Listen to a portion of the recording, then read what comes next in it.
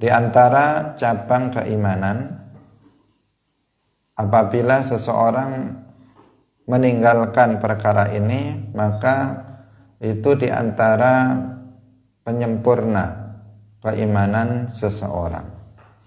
Seorang mukmin yang sempurna, maka dia meninggalkan al-ghil wal hasad, yaitu meninggalkan dendam atau al-hiqd istilahnya dalam syariat. Al-ghillu itu sama dengan al-hiqdu, dan juga al-hasad dan penyakit-penyakit hati semacam keduanya. Al-hiqdu atau al-ghillu artinya idmarul adawah, yaitu menyembunyikan permusuhan atau menyimpan permusuhan di dalam hati terhadap sesama muslim. Salamullah alal hadi Rasulillah wa rahmatullahi wa barakatuh. Pagi hari ini kita sampai pada cabang iman yang ke-43. Qala al-muallifu rahimahullahu ta'ala ats-tsalitsu wal arba'un, utawi kang nomor 3 wal arba'un lan 40 min syu'abil iman iku tarkul ghilli, ninggal dendam, wal hasadi lan hasad, wa nahwihi malan padane al-ghil wal hasad. Liqaulihi, krana dawe Allah Ta'ala, wa min syarri hasidin idza hasad, wa min syarri hasidin lan nyuwun perlindungan sapa ingsun saking kejahatane wong kang hasud, idza hasada tatkalane hasud sapa hasid. Am yahsudunan nasa ala ma atahumullahu min fadlih. Am yahsuduna, utawa hasud sapa wong akeh annasa ing manungsa ala ma ing atase barang atahum kang wis teka nekaaken ing annas sapa Allahu Gusti Allah min fadlihi saking fadole utawa saking karuniane Allah. Wali hadisi Anas lan krana hadise Anas fi sahihi Muslimin yang dalam kitab Sahih Muslim, la tahasadu wa la tabaghadu wa la taqata'u wa kunu ibadallahi ikhwana. La tahasadu, aja padha saling hasud sapa sira kabeh, wala tabaghadu, aja padha saling sengit sapa sira kabeh, wala taqata'u, lan aja padha saling mutus hubungan sapa sira kabeh, wa kunu lan ana sapa sira kabeh ibadallahi ing pira-pira kawulane Allah ikhwana, engkang persaudaraan, dadi persaudaraan.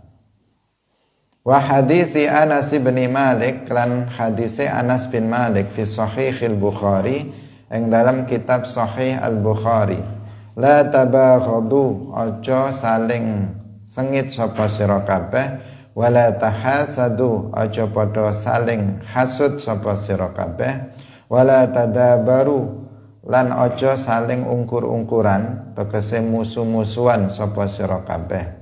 Wa kunu lan tatiya sapa sira kabeh ibadallahi, pira-pira kawulane Allah ikhwana kang bersaudara. Wala yahillu lan ora halal li muslimin ketuwe wong Islam apa ayah jura yanto ngenengi sapa muslim akhahu ing sedulure muslim fauqa salasi layalin ing dalem dhuwure 3 pira-pira dina, yaltaqiyani padha ketemu karone, yasuddu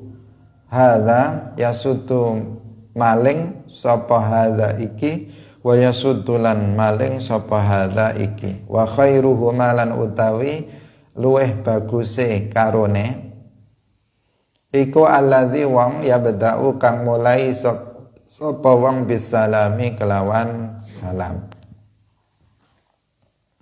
Hadirin hadirat kaum muslimin muslimat rahimakumullah, di antara cabang keimanan apabila seseorang meninggalkan perkara ini, maka itu di antara penyempurna keimanan seseorang.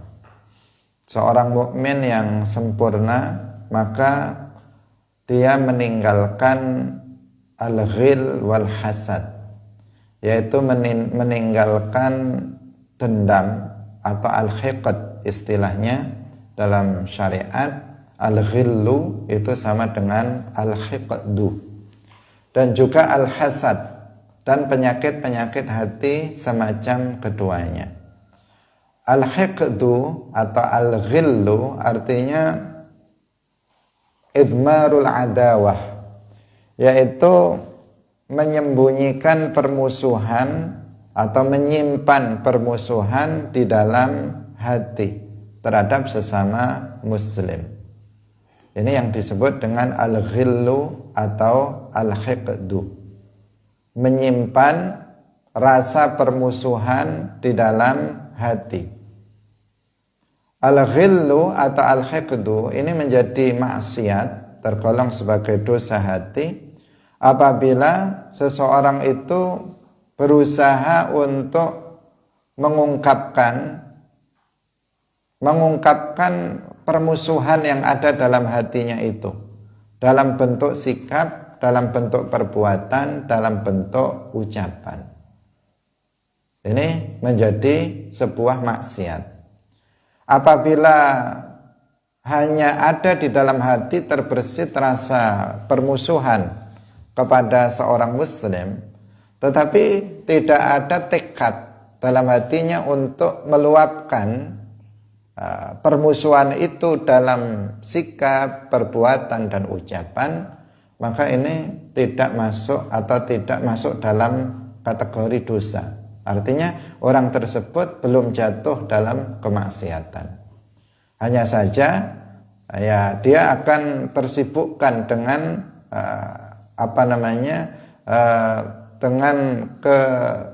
dengan permusuhan dalam hatinya kepada seseorang, sehingga secara pribadi dia pun akan terganggu dengan kondisi seperti itu. Tetapi para ulama menjelaskan bahwa kemaksiatan itu akan terjadi manakala seseorang itu amila bimuqtadahu. Jadi dia melakukan, artinya mengungkapkan rasa permusuhan itu dalam ucapan. Misalnya dia langsung mengucapkan rasa permusuhan itu dengan lisannya kepada orang yang dimusuhinya. Dalam sikap, dalam perbuatan, dia langsung mengungkapkannya, rasa permusuhannya itu dengan memukulnya, dengan menendangnya dan sebagainya. Itu kan ungkapan dari rasa permusuhan dalam hati. Jika diungkapkan dalam perbuatan dan ucapan serta sikap, maka ini masuk dalam dosa.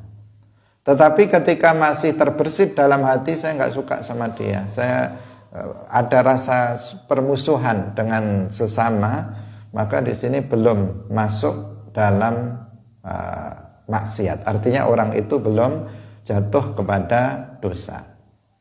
Hadirin yang dirahmati oleh Allah Subhanahu wa ta'ala. Dan hiqat yang maksiat ini adalah hiqat seperti yang tadi kita katakan, permusuhan kepada sesama muslim, bukan permusuhan kepada non-muslim.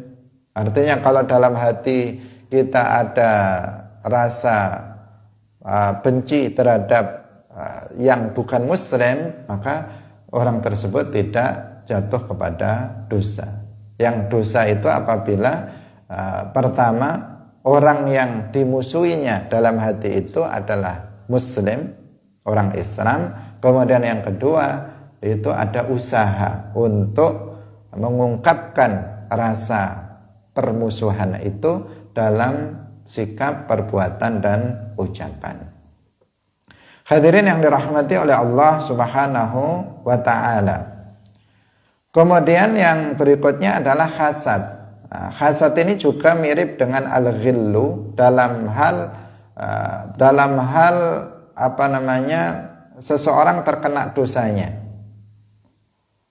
Al-hasad itu artinya merasa benci dengan kemaksiatan yang dianugerahkan oleh Allah kepada orang Islam lainnya.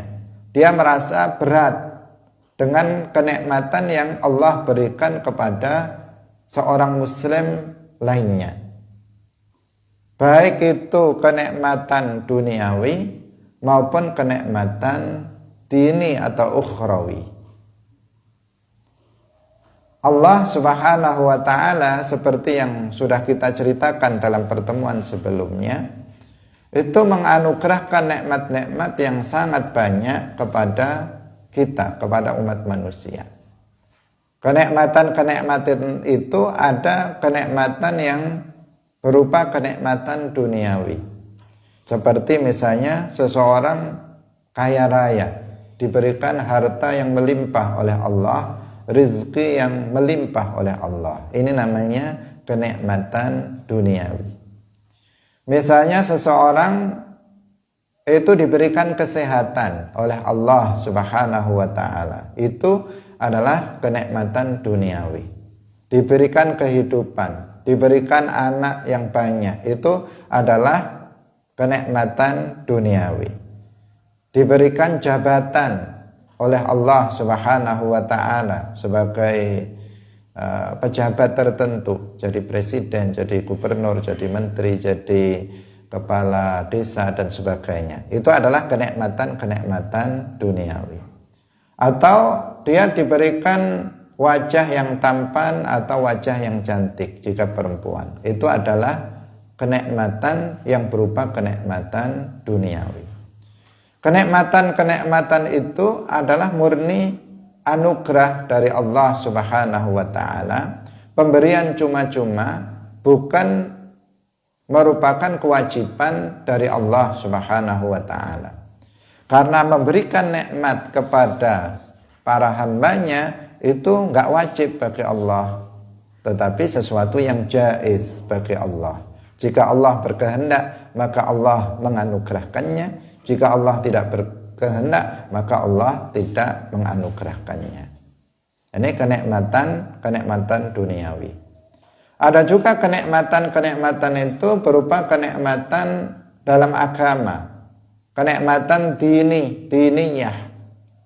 Seperti ada seseorang rajin belajar ilmu agama, seperti ini. Misalnya, kita hadir dalam majelis ilmu agama. Ini adalah kenikmatan. Enggak semua orang diberikan anugerah oleh Allah bisa menghadiri majelis ilmu. Ada yang dibuat misalnya waktu subuh ini dibuat tidur saja, selalu ngantuk saja, malas kalau dia belajar ilmu agama. Berarti dia enggak diberi nikmat oleh Allah dengan nikmat berupa bisa taufik untuk bisa melakukan ketaatan menghadiri majelis ilmu. Misalnya rajin sholat, itu kenikmatan. Gak semua orang itu mau melaksanakan sholat 5 waktu, apalagi sholat sunnah, apalagi sholat malam. Gak semua orang, hanya orang yang Allah kehendaki untuk diberikan nikmat itu, yang diberi nikmat tersebut oleh Allah Subhanahu wa ta'ala. Diberikan pemahaman yang mudah oleh Allah Subhanahu wa ta'ala di dalam memahami ilmu-ilmu agama. Itu kenikmatan. Diberikan kenikmatan oleh Allah untuk bisa berinfak, untuk bersedekah dengan ringan. Dan amal-amal ketaatan yang lainnya, itu namanya kenikmatan ukhrawi atau kenikmatan diniyah. Kenikmatan yang sebangsa agama.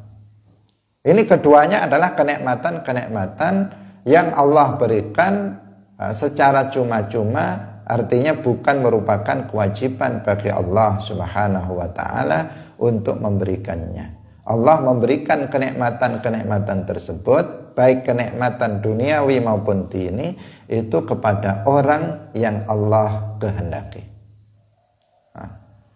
Maka jika seseorang itu merasa keberatan, hatinya merasa berat, hatinya merasa benci, tidak senang dengan kenikmatan yang Allah berikan kepada orang lain sesama muslim, maka berarti sudah ada hasad dalam hatinya.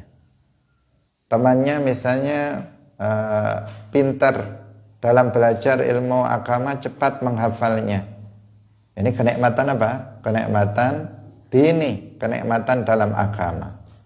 Kemudian dia merasa nggak senang, berusaha dia bagaimana ya agar teman saya ini nggak sekolah di sini, nggak mondok di sini, biar dia cepat pergi. Nanti dia pintar sendiri, nggak kalah sama dia misalnya. Berusaha untuk ngerecoki. Misalnya bagaimana ya agar dia nggak menghafal, bukunya saya ambil aja lah. Misalnya bukunya saya simpan biar dia nggak bisa menghafal. Ini namanya hasad. Hasad, ada rasa benci terhadap kenikmatan yang Allah anugerahkan kepada orang lain. Temannya misalnya diberikan harta yang banyak, rezeki yang lancar, maka tetangganya misalnya rezekinya lancar, maka dalam hatinya dia merasa keberatan, nggak suka. Gimana sih tetangga itu kok lancar?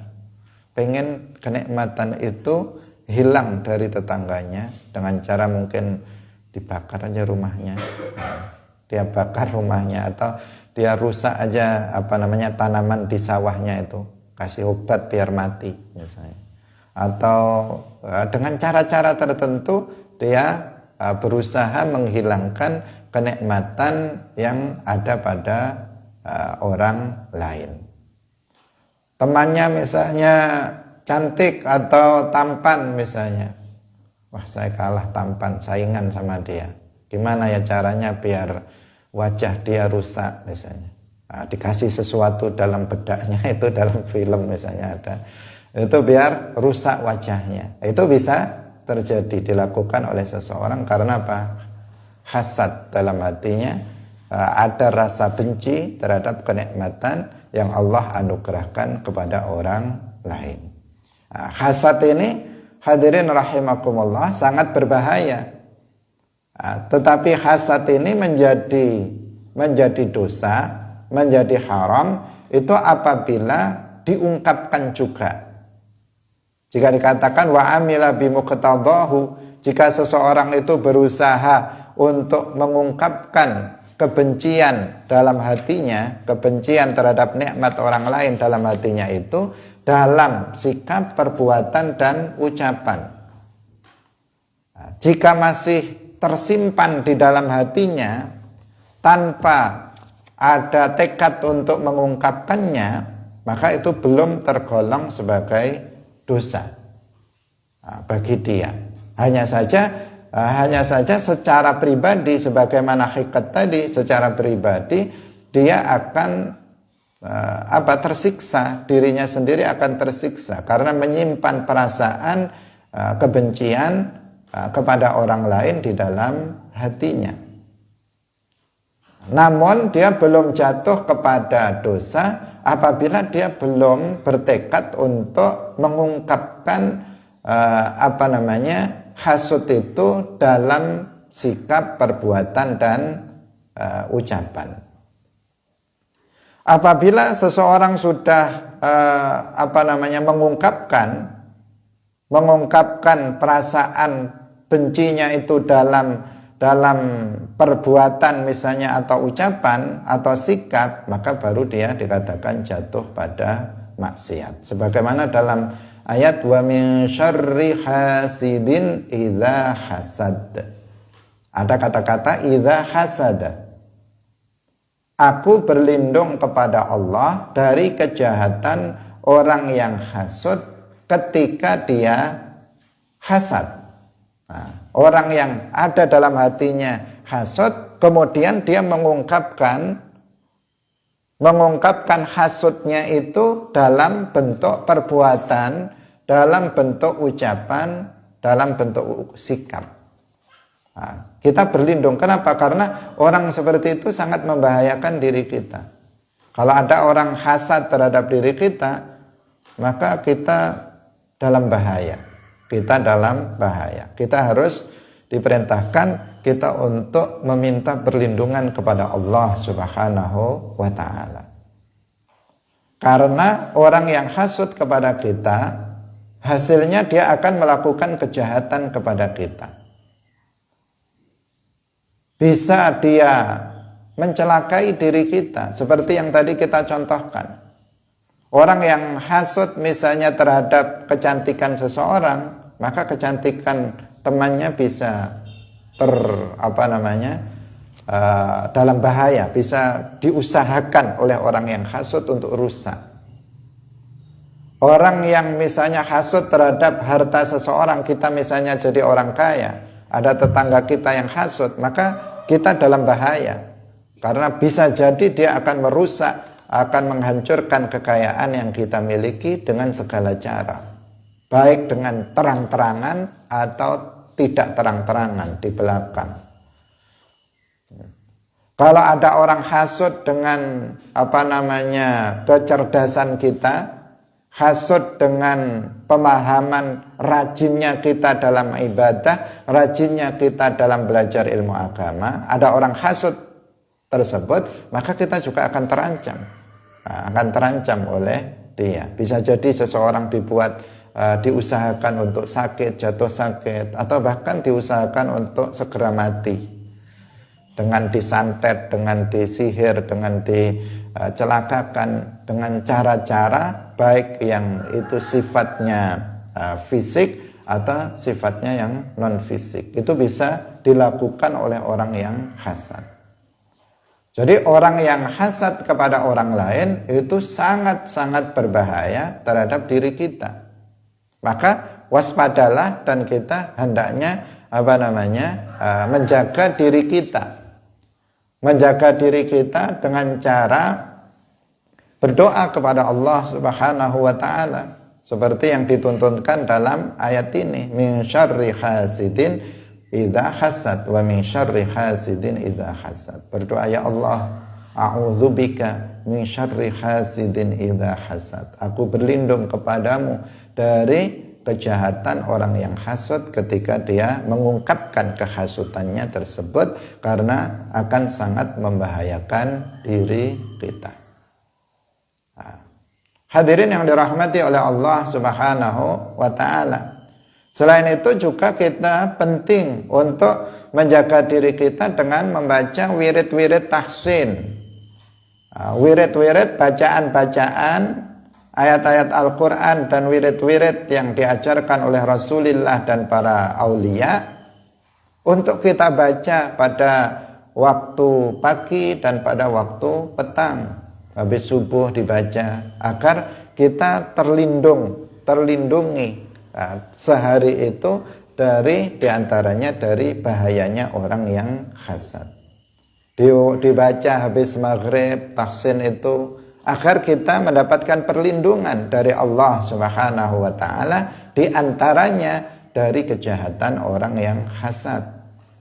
Habis maghrib kita baca. Apabila malam itu misalnya ada orang yang hasad kepada kita, berusaha mencelakai kita dengan terang-terangan atau tidak terang-terangan, dengan mensantetnya, menyihirnya oleh dukun dari jauh misalnya, maka nggak akan mempan apabila kita membaca tahsin pada waktu petangnya habis maghrib dibaca. Jika itu dilakukan pada siang hari, ketika subuh kita baca tahsin, maka siang hari itu kita akan aman dari bentuk-bentuk perlakuan wujud dari hasud yang ada pada orang lain.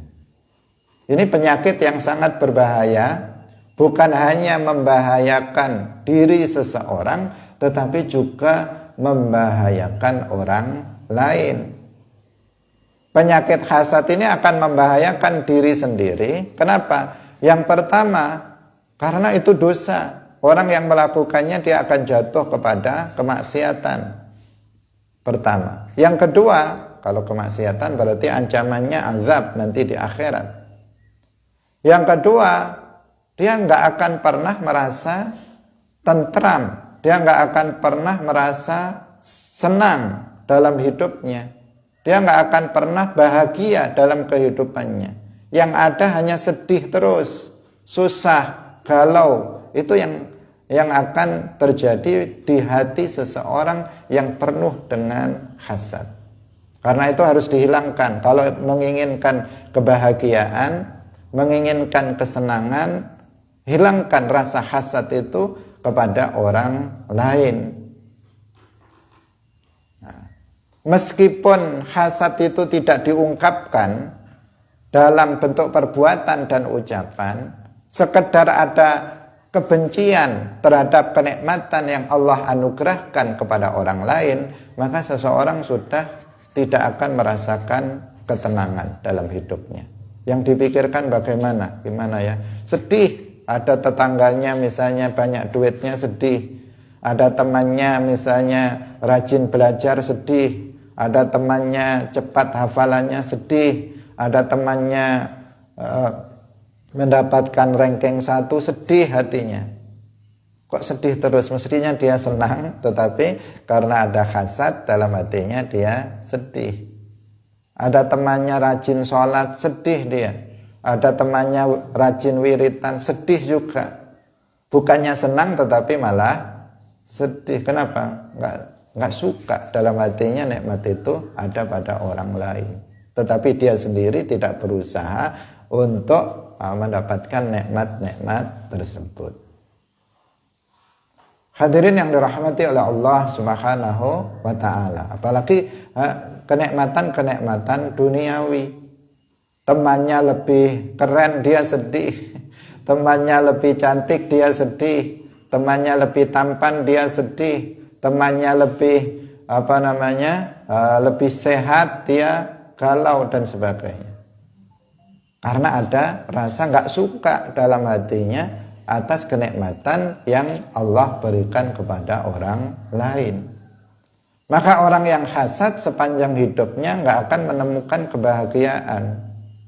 Nggak akan menemukan kebahagiaan. Maka hilangkan hasad dalam hati kepada siapa saja. Kepada siapa saja. Hilangkan. Karena itu akan merugikan diri kita sendiri dan bahkan bisa membahayakan orang lain apabila kebencian itu sudah memuncak, membuat hatinya itu tidak kuat untuk kemudian mengungkapkannya dalam ucapan. Akhirnya apa? Dia bisa melabrak orang yang nggak disukainya. Dia bisa menghina, dia bisa mencaci, dia bisa mengolok-olok orang yang yang tidak disukainya. Kalau masih sekedar ucapan, maka itu masih meskipun sudah berbahaya, tetapi sudah tidak sampai fatal, bisa mencelakakan secara fisik. Kalau sampai kemudian dia mengungkapkan hasudnya itu dalam bentuk perbuatan, maka bisa membunuh orang lain dia. Banyak orang membunuh orang lain itu asalnya adalah hasad. Seperti pada pembunuhan pertama yang terjadi dalam sejarah umat Islam itu dilakukan oleh siapa? Oleh Qabil terhadap Habil, putra dari Nabi Adam alaihissalam. Kenapa Qabil membunuh Habil? Awalnya adalah karena hasad dalam hatinya. Hasad Qabil dalam hatinya kemudian menyeret Qabil untuk membunuh saudaranya yang bernama Habil. Hadirin yang dirahmati oleh Allah Subhanahu wa ta'ala. Maka kalau kita ingin bahagia, kita ingin tenang hidupnya, hilangkan rasa hasad di dalam hati kita. Kalau kita tergolong sebagai orang-orang yang banyak diberikan nikmat oleh Allah Subhanahu wa ta'ala, maka berhati-hatilah. Berhati-hatilah, jangan kemudian malah justru memancing orang lain untuk hasad. Seseorang diberikan harta yang melimpah, Jangan malah dipamer-pamerkan. Dipamer-pamerkan kepada tetangganya, dipamer-pamerkan kepada temannya. Ini kan namanya memancing orang lain untuk hasad terhadap dirinya, dan itu akan membahayakan dirinya. Kalau kita diberikan harta yang melimpah, ya hendaknya dia rajin sedekah kepada tetangganya, kepada teman-temannya. Maka teman-temannya nanti akan bisa hilang hasadnya kepadanya, karena dia mau berbagi kepada orang lain, bukan malah kemudian ditampak-tampakkan. Kalau dia misalnya sebagai santri diberikan oleh Allah Subhanahu wa taala kenikmatan berupa pemahaman dan rajin dalam belajar, maka dia jangan kemudian mentang-mentang justru dia kemudian menghina atau merendahkan orang lain, tetapi dia harus berusaha untuk kemudian bagaimana orang lain juga bisa sama seperti dia. Dia mengajaknya, dia kemudian memberikan motivasi kepada orang lain. Tenang saja misalnya, kamu yang penting semangat, insya Allah nanti kamu akan hafal, nanti kamu akan paham. Bukan kemudian malah mencelanya, karena ini akan memancing orang lain untuk hasad terhadapnya, yang ujung-ujungnya itu akan membahayakan kepada orang yang diberikan anugerah berupa anugerah kenikmatan tersebut. Kalau ada orang yang cantik atau tampan misalnya, jangan kemudian kemelinti kepada orang lain. Dia kemudian menghina orang, kamu itu jelek, hitam, mencela orang lain. Meskipun betul kenyataannya memang dia tampan, temannya itu jelek, maka di sini apa? Di sini akan memancing orang lain untuk hasad kepadanya, dan celakanya nanti akan diterima oleh orang itu sendiri. Karena itu kita harus berusaha menghilangkan hasad dalam hatinya, agar kita nggak jatuh dalam kemaksiatan, dan agar hidup kita itu tenang, nanti kita akan selamat di dunia dan di akhirat. Yang kedua, kita apabila termasuk orang-orang yang diberikan nikmat oleh Allah dengan berbagai macam nikmat yang sangat banyak, maka hendaknya kita berhati-hati. Kenikmatan itu bukan untuk dibangga-banggakan, tetapi kenikmatan itu untuk disyukuri. Kita bersyukur kepada Allah Subhanahu wa taala atas nikmat-nikmat tersebut. Hadirin yang dirahmati oleh Allah Subhanahu wa taala.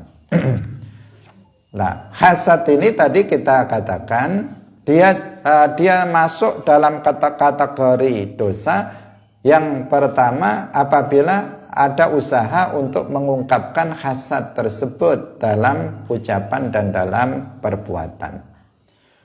Kemudian dia juga tidak membenci adanya hasad yang ada di dalam hati. Apabila dia membencinya sehingga dia enggak mengungkapkannya dalam dalam perbuatan dan dalam ucapan, maka di sini dia tidak jatuh kepada dosa. Tetapi secara pribadi tadi kita katakan dia tidak akan mendapatkan ketenangan dalam kehidupannya, meskipun dia tidak berusaha menghilangkan kenikmatan orang lain dari orang lain tersebut. Tetapi secara pribadi dia nggak akan hidup dalam ketenangan.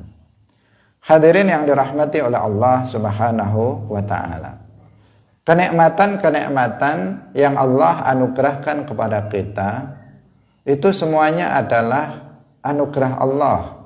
Itu adalah fadlun minallah, pemberian cuma-cuma dari Allah. Istilahnya adalah al-jamil al-ikhtiyari, yaitu kenikmatan-kenikmatan yang Allah anugerahkan yang bukan merupakan kewajiban bagi Allah. Itu yang harus disadari, itu yang harus kita pahami, agar kita bisa menghilangkan rasa hasad di dalam hati kita kepada orang lain. Bahwa kenikmatan yang didapatkan oleh orang lain dan oleh kita, itu semuanya adalah ketentuan Allah, semuanya takdir Allah. Allah memberikannya kepada orang yang Allah kehendaki. Lalu kenapa kita hasad kepada orang lain jika itu adalah fadlun minallah? Tidak selayaknya seseorang itu hasad terhadap sesuatu yang Allah menganugerahkannya kepada orang lain. Dia itu kaya, itu Allah yang memberikannya. Bukan orang itu kemudian bisa menciptakan dirinya menjadi kaya sendiri, enggak. Allah yang menganugerahkan dia menjadi kaya. Ketika ada seseorang itu misalnya rajin dalam belajar, memiliki pemahaman yang bagus, cepat hafalannya, maka itu adalah Allah yang menentukan dia menjadi seperti itu. Bukan secara individu dia sendiri yang bisa menjadikan dirinya kayak begitu, enggak. Tetapi Allah, takdir Allah, Allah yang menentukan dia menjadi seperti itu, mendapatkan kenikmatan yang seperti itu. Ketika seseorang misalnya dia lahir dalam keluarga yang bernasab baik, Allah yang menentukan dia mendapatkan nikmat itu. Ketika seseorang itu misalnya tampan atau cantik misalnya, Allah yang memberikan nikmat itu kepadanya. Maka ya, kenapa kita kemudian keberatan sementara Allah yang menentukan semua itu diberikan kepada siapa? Hadirin yang dirahmati oleh Allah Subhanahu wa ta'ala. Jadi hasad harus diwaspadai. Selain membahayakan diri kita, juga membahayakan orang lain. Kemudian juga membahayakan amal yang kita lakukan. Amal kebaikan yang kita lakukan itu bisa terancam hilang pahalanya apabila seseorang ada hasad di dalam hatinya. Dalam sebuah hadis Rasulullah Shallallahu Alaihi Wasallam bersabda, "Iyyakum wal hasada." Jauhilah hasad, fa innal hasada ya'kulul hasanati kama ta'kulun naru al-hatab. Jauhilah hasad, karena fa innal hasada ya'kulul hasanati. Karena hasad itu bisa memakan kebaikan-kebaikan. Artinya bisa menghapuskan pahala kebaikan-kebaikan yang dilakukan oleh seseorang sebelumnya, kama ta'kulun naru al-hataba, sebagaimana api itu memakan kayu bakar. Kayu memang dipersiapkan untuk dibakar. Kalau dibakar kayak apa? Ya langsung habis, dia langsung terbakar dan habis. Seperti halnya api membakar kayu bakar, artinya dengan cepat menghabiskan kayu bakar itu, demikian juga hasad itu bisa menghapuskan pahala amal kebaikan yang kita lakukan. Maka harus dijauhi. Rasulullah Shallallahu Alaihi Wasallam itu memerintahkan kita untuk menjauhi hasad. Iyyakum wal hasada. Hadirin yang dirahmati oleh Allah Subhanahu wa ta'ala. Di sini ada dua ayat Al-Quran yang disebutkan tentang pentingnya kita menjauhi hasad. Wa min syarri hasidin idza hasad, sudah kita jelaskan. Kemudian dalam surat An-Nisa ayat 54, Allah Subhanahu wa ta'ala berfirman, am yahsudunan nasa ala ma atahumullahu min fadlih. Nah, ini tadi sudah kita jelaskan. Yang intinya bagaimana ya seseorang itu kok hasud sama orang lain terhadap sesuatu yang Allah anugerahkan kepada orang lain, yang itu merupakan fadlun minallah. Jadi secara akal, logika yang berpikir aneh. Seseorang itu kok bisa dia hasad, dia nggak suka terhadap kenikmatan yang ada pada orang lain, padahal kenikmatan yang ada pada orang lain itu adalah fadlun minallah. Itu adalah fadlun minallah. Bagaimana seseorang bisa membenci sesuatu yang itu merupakan fadlun minallah?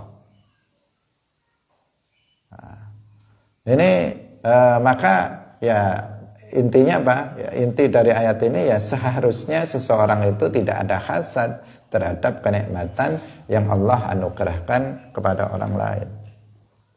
Seseorang hendaknya senang kalau orang lain itu mendapatkan nikmat.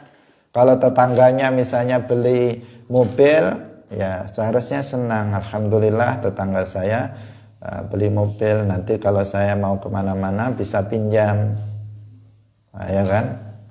Dekat, nggak perlu nyewa, atau nyewa nanti lebih murah karena itu tetangga saya, kan begitu. Misalnya kalau temannya memiliki pemahaman yang bagus dalam agama, alhamdulillah teman saya pemahamannya bagus, nanti saya bisa belajar, bisa bertanya sama teman saya. Semestinya kan begitu, senang kalau orang lain mendapatkan kenikmatan. Dan seterusnya, kenikmatan-kenikmatan yang ada pada orang lain hendaknya kita senang karena itu merupakan anugerah Allah, bukan usaha secara pribadi dari seseorang. Karena seseorang itu meskipun melakukan usaha sekeras apapun, tetapi jika Allah tidak berkehendak, maka dia tidak akan bisa mendapatkan kenikmatan yang dia harapkan. Ada orang ingin menjadi orang yang kaya raya, sehingga dia siang malam bekerja keras, semua pekerjaan dia lakukan. Dia bisnis, dia dagang, dia bertani, dia melakukan apa saja yang dia bisa lakukan. Tetapi jika Allah tidak berkehendak dia menjadi kaya, apakah dia akan kaya? Nggak akan kaya. Kerja banting tulang siang malam, tapi tetap jadi orang miskin.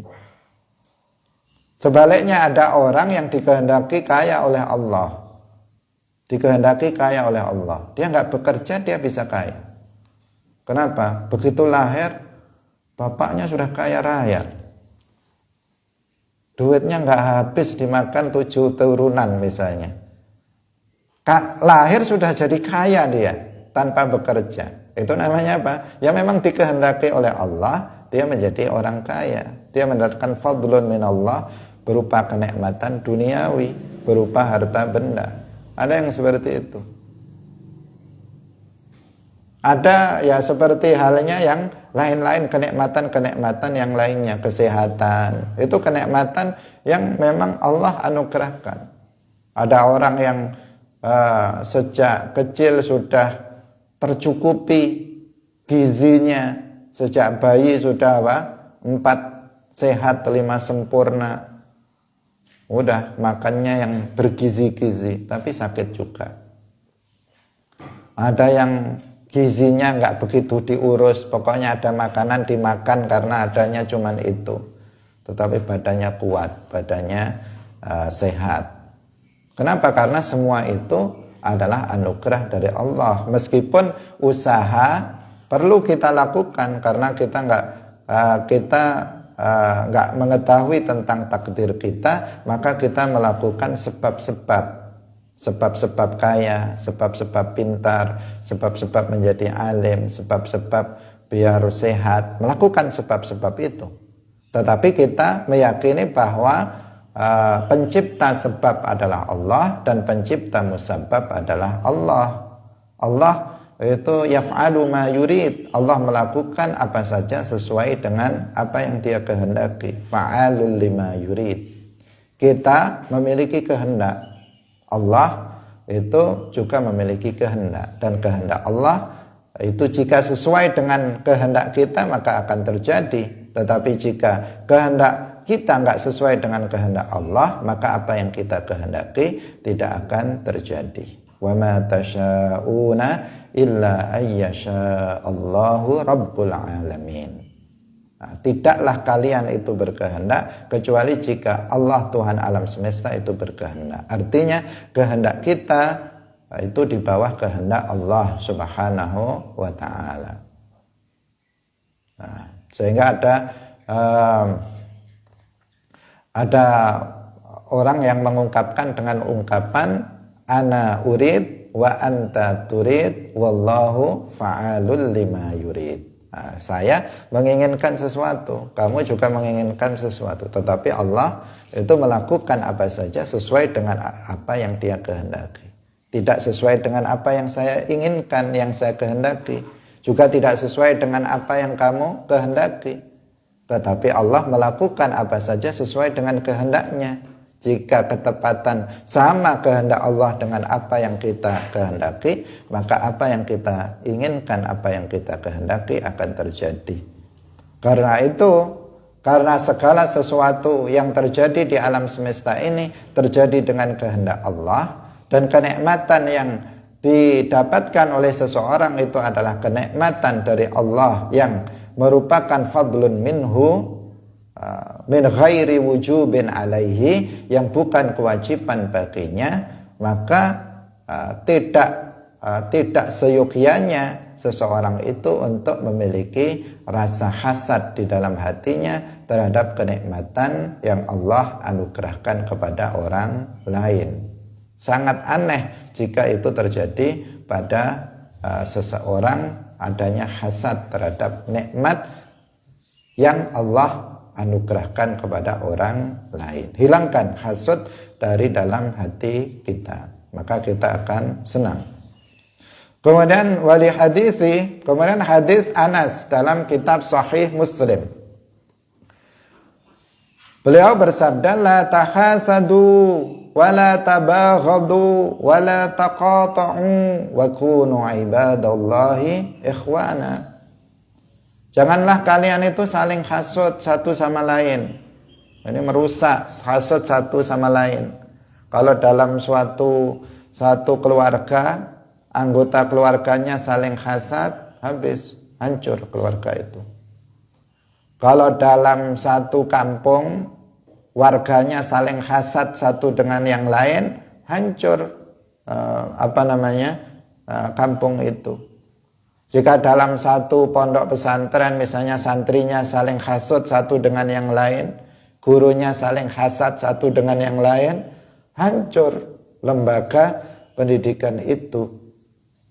Karena ini membawa kehancuran hasad ini, terutama apabila diungkapkan dalam ucapan dan perbuatan. Maka harus dihilangkan hasad dari dalam hati setiap kita. Wala tabaghadu, jangan saling membenci sesama muslim. Apa keuntungannya kita saling membenci sesama kita? Semuanya adalah makhluk Allah Subhanahu wa taala. Sesama muslim adalah bersaudara. Kita harus saling mencintai satu dengan yang lainnya. Saling mencintai dengan pengertian yaitu saling menghendaki kebaikan satu dengan yang lain. Wala taqata'u, jangan saling kalian memutus hubungan satu dengan yang lain. Wa kunu ibadallahi ikhwana, jadilah hamba-hamba Allah yang bersaudara. Al-muslimu akhul muslim, seorang muslim itu saudara muslim yang lainnya. Dalam ayat yang lain disebutkan innamal mu'minuna ikhwatun, orang-orang mukmin itu bersaudara, maka ya jadilah saudara. Saudara itu ya saling mencintai satu dengan yang lain, tidak saling hasad, tidak saling membenci, tidak saling bermusuhan, tidak saling memutuskan hubungan, tetapi seorang muslim dengan muslim yang lainnya saling menasehati, saling mencintai, saling berwasiat dalam kebaikan, saling memberikan motivasi satu yang lainnya dalam kebaikan, saling mengajak dalam kebaikan, saling mencegah dalam kemungkaran. Itulah namanya saudara. Itu namanya bersaudara, bukan sebaliknya saling hasud, saling membenci, saling bermusuhan.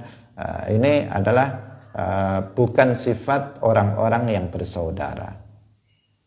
Hadirin yang dirahmati oleh Allah Subhanahu wa taala. Kemudian hadis berikutnya dalam Sahih Al-Bukhari Rasulullah Shallallahu Alaihi Wasallam bersabda, la tabaghadu wa la tahasadu wa la tadabaru.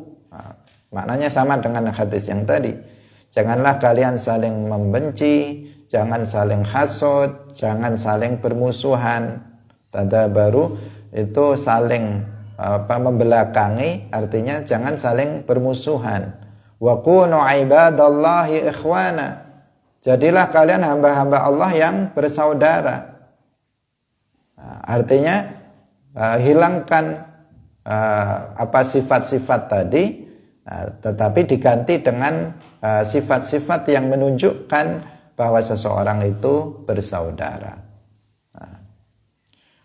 Persaudaraan sesama muslim itu lebih kuat dari persaudaraan nasab, sehingga seseorang betul-betul harus menjaganya. Tidak halal wala yahillu li muslimin ayyahjura akhahu fawqa thalathi layalin. Tidak halal bagi seorang muslim untuk mendiamkan saudaranya lebih dari 3 malam. Kalau ada sesuatu yang enggak cocok dengan temannya, maka tidak lebih dari 3 malam. Yang satu ketika ketemu enggak mau menyapa, berpaling, ketika ketemu yang satunya lagi juga begitu, tidak saling menyapa satu dengan yang lainnya. Rasulullah bersabda, wa khairuhuma alladhi yabda'u bissalam. Yang terbaik dari kedua orang yang seperti itu saling mendiamkan satu dengan yang lain, maka yang terbaik dari keduanya adalah yang memulai salam. Yang pertama kali menegur dengan mengatakan assalamualaikum. Udah, kalau sudah assalamualaikum, maka sudah cair hubungan keduanya, sudah baik dengan hanya ucapan salam satu dengan yang lainnya. Hadirin yang dirahmati oleh Allah Subhanahu wa taala, insyaallah permasalahan ini akan kita bahas lagi, masih tentang hasad dan seputar bagaimana kita bergaul sesama muslim, insyaallah. Barakallahu fikum, wallahu muwaffiq ila aqwamit thariq. Wassalamualaikum warahmatullahi wabarakatuh.